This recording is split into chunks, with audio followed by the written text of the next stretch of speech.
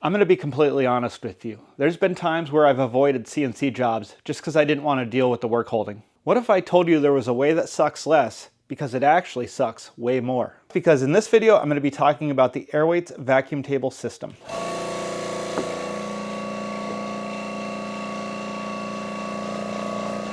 In this video, I'm going to walk you through the entire setup process of the system that I have, which is the 9 CFM vacuum pump, 4 16x16 AirWeights panels, and a 5-zone manifold for switching each of the panels on and off.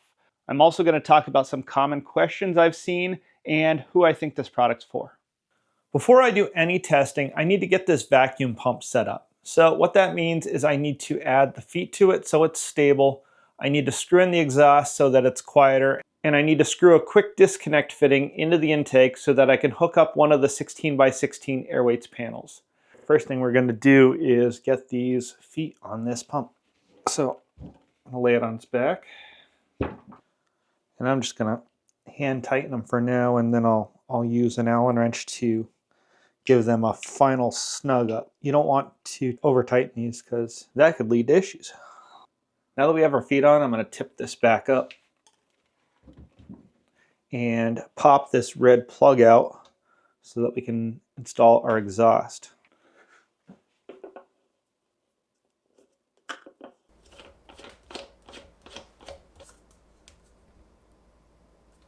Now that we have the exhaust and the feet done, we need to do the intake side. So I have all the parts for the intake laid out in front of me.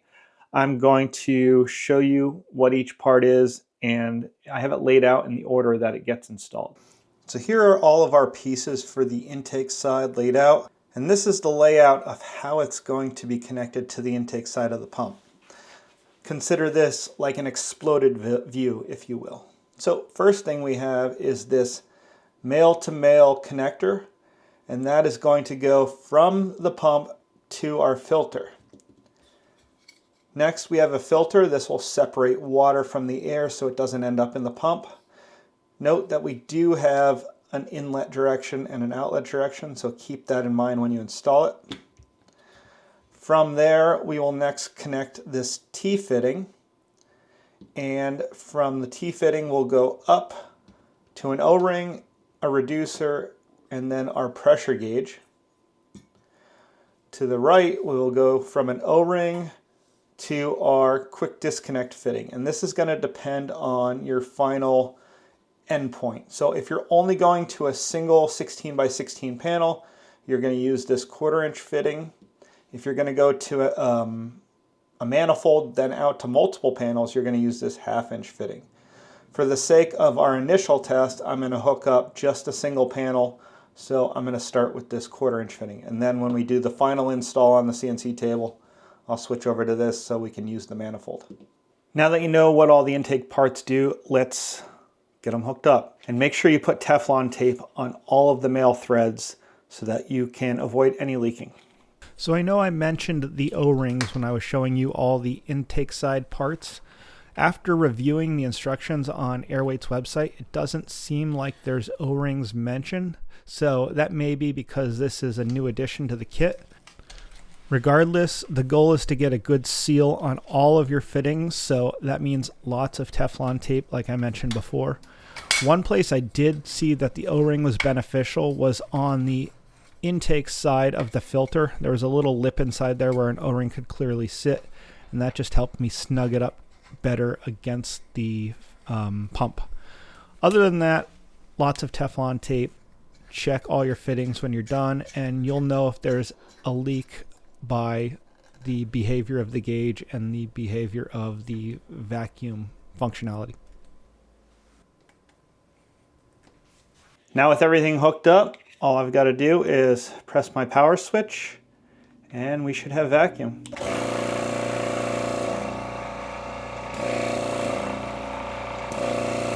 Looks like it's working good. Let's move on to some testing now. This is one of AirWeights' 16x16 inch vacuum panels, and to get this set up we need to remove one of these set screws. There's one on each side, and replace it with a push to connect fitting so that we can hook up our vacuum line. If you're wondering what these are actually made of, the bottom is an aluminum panel. The vacuum surface feels like an HDPE or some sort of plastic. And then we've got each of the vacuum ports that actually pull suction. And the reason there's a grid on here is to allow us to place gasket material so that we get a good hold of our workpiece. We're going to get this set up, hook it up to our vacuum line, and do some quick testing to make sure we're getting proper vacuum.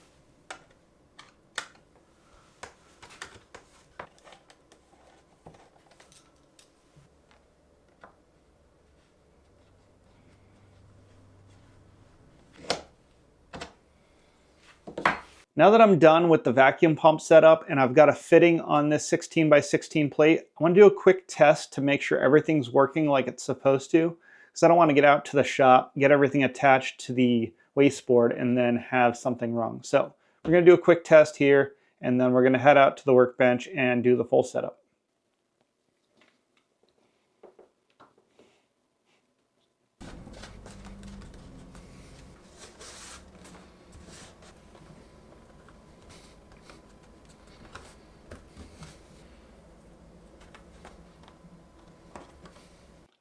I put some gasket material in here. This is just the non-adhesive gasket, so you can insert it into the grid.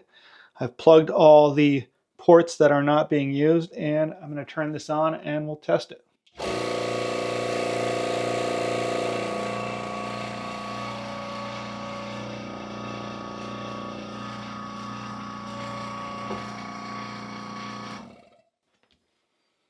Then after a couple seconds, we can remove our piece. With our vacuum pump all set up and one of our panels tested, we know we're pulling vacuum, so I figured it was time to bring everything out here where it's all going to live. We're going to get the rest of the panels hooked up, and then we can start doing some of our cuts. Once we get everything hooked up, I'm going to surface my waistboard so that we know we have a truly flat surface going into this. Then we can mount everything directly to the waistboard. If you remember, earlier in this video, we put this 1/4-inch compression fitting on here to test our single panel. Since we're going to be running 4 panels from the manifold, we're going to be taking this 1/4-inch fitting, swapping it out for the 1/2-inch fitting, because we have 1/2-inch tubing that goes from the vacuum pump to the manifold, and then from there it goes out to each individual panel as 1/4-inch tubing.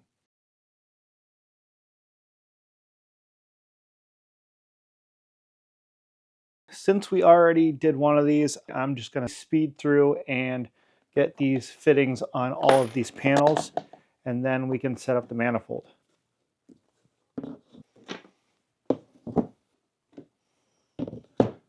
My panels are all ready. I've got the fittings attached to all of them. So now the last thing I need to do is get this manifold set up. And this is going to allow me to control each of my panels individually.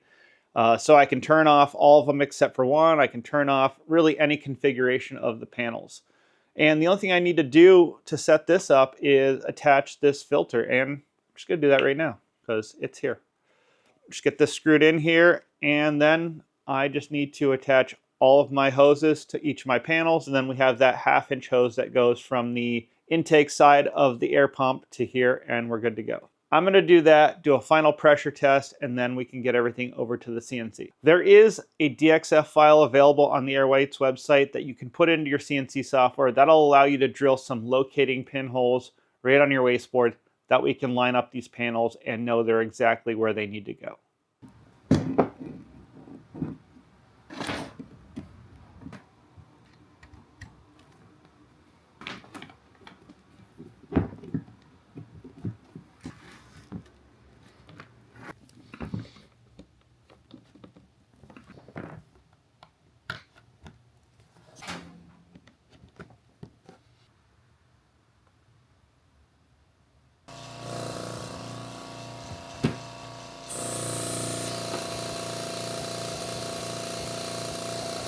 I just downloaded the DXF file from the AirWeights website for the locating pins. I threw it into my CNC software and just created a drilling toolpath, and I'm going to run that now so that I can get these panels on this table.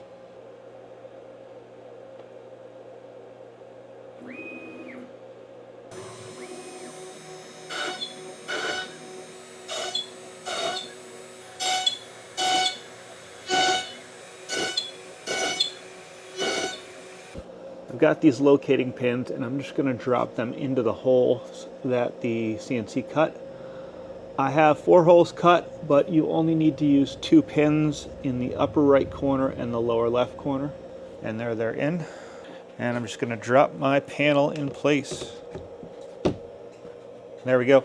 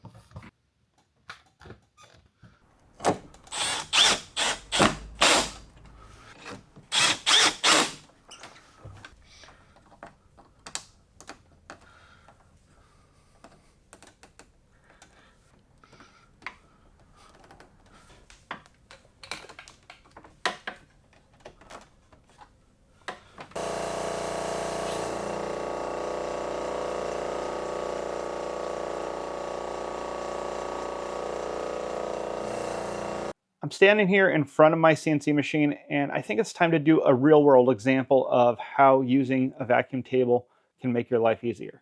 So I have this piece of maple that I'm going to turn into a small pen rest. And to do that, I'm going to just use the non-adhesive gasket material, and this tucks into the grid on the AirWeights table, and then you block off the remaining ports on that particular panel.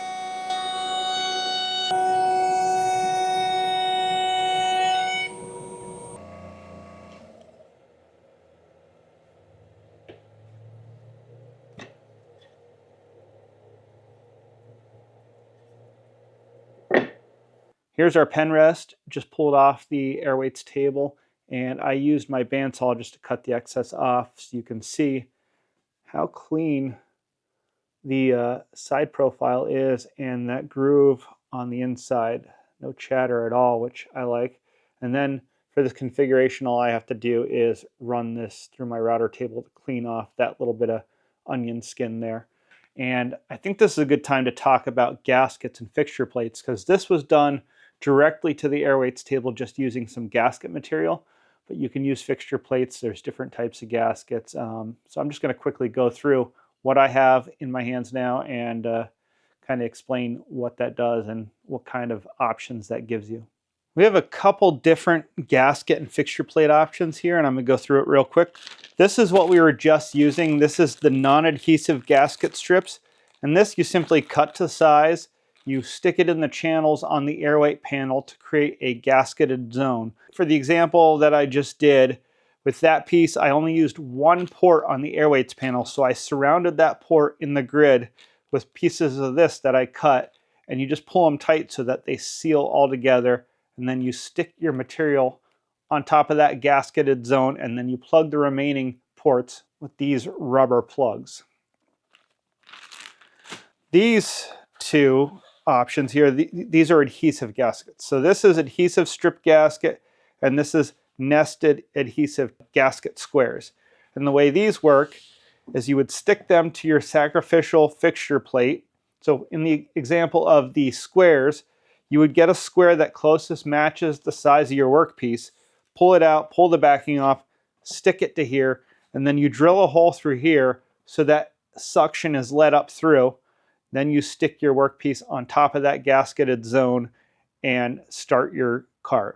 That's nice because then you can quickly release the vacuum pressure, go to your next job, pop it on. You do the same thing with this as well. This is just in a strip form. So you would pull off material, cut it to size, create your gasketed zone, and drill your hole. Where this is beneficial is if you have repeat jobs. So let's say we had 6 pieces, 6 squares that we were going to machine into 6 of the same thing, or 6 different things for that matter. You would create 6 zones with the adhesive gasket material or the squares, drill your 6 holes inside of that zone, and then you could stick your work pieces to it while the vacuum is running, do your CNC job, release vacuum pressure, take all these off, and then repeat. Then the last thing I have here is this tile gasket and this 1/4" MDF. So what this is a semi-reusable solution. So you would cut, in this situation of my panels, which are 16 by 16, I would cut this tile gasket to 16 by 16. But first you would throw this on your vacuum plate and you would want to surface each side of it with a surfacing bit. And what that does, it allows to open up the pores on the MDF. MDF is porous, so if you surface both sides, you open up those pores, and then you can apply this tile gasket to it, and then that turns an entire AirWeights panel into a suction surface that has various zones. So it's great for really odd-shaped things, and you can keep reusing it until you wear out the thing. You can actually cut through your piece in this situation and still maintain hold, but eventually you're going to wear this out and have to replace it. So then you would just peel it off this, put a new one on, and you're good to go. Before I wrap this video up, I had a couple questions come through while I was planning this video, and one of the biggest questions I got continually was, what happens if you cut into your AirWeights panel? And I'm going to take the camera right over to one of my panels now and kind of show you what would happen if you cut into it. If you were to cut through your workpiece into these vacuum panels, what would happen? Well, first of all, on these 16 by 16 panels, there's 5 ports per panel where vacuum is actually sucked in. The entire panel isn't a vacuum, it has vacuum zones. And so the way you create suction on your workpiece, like I've showed you previously, is you put gasket around one or several of those vacuum ports to close off that zone so that your piece sticks to that area. If you were to cut into the surface of this material just a little bit, you would open up another channel for air to flow through. So you would have to contain that within a gasket so that when you're sticking a workpiece to the gasket, there's no channel for the vacuum to flow underneath. So it's essentially just, if you cut into this, you would just have to contain it with a gasket so that it still maintains vacuum. If you were to punch all the way through the top of one of these panels into the chamber below, you would essentially have to plug that hole because you would essentially have a new vacuum port added to the panel. And it would be the same situation. If you're pulling suction on, say, the far corner of one of these panels, you would have to plug that hole up so that vacuum is achieved where you have your gasket and where you have your material. Because essentially the entirety of each of these panels, let me show you, are gasketed off. This is a gasket all the way around. So as long as it's contained within here and you cover it up, you're still able to create vacuum. Hopefully that makes sense. It's kind of a little abstract in my brain, but the gist of it is you just have to make sure that if you cut into this, you don't let air flow beyond your workpiece if it's in the area of that damage. And the last thing I wanted to say, I wanted to talk a little bit about who I think this product is for. It's definitely for somebody who is running a small CNC shop who needs to maximize their time on machine. Being able to set up fixture plates, for example, for the day of all the jobs you need to run, and then you could just quickly swap them out without shutting the vacuum off. You basically will just dump vacuum through one of the valves, pull your pieces off, put your new pieces on, and you're running the next job. I see it being very beneficial in that type of situation.